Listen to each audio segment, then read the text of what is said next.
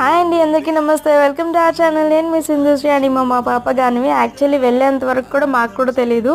So వెళ్ళిన కాసేపటికి కూర్చోబెట్టేస్తారనమాట sir పిల్లలందరినీ.